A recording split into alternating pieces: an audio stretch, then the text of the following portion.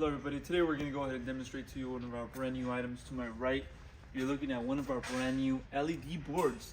Okay, this is an LED board obviously for your restaurant or your business, coffee shop. This is where you can display your product. Now I'm going to go ahead and first measure the board for you so you have an idea what it measures. Measurements are 31.5 inches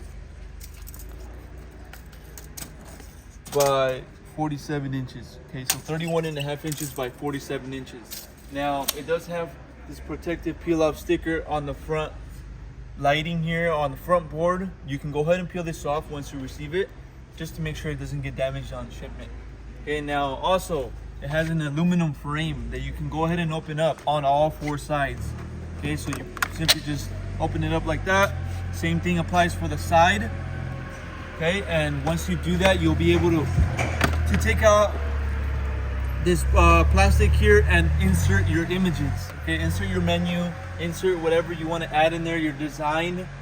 Okay, so it's simple how to use this. Just open up this frame on all sides, or if you just want to do it on two sides, that will allow you to insert your image or your product, whatever you want to add.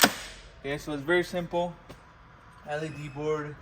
Okay, it's a 110 plug.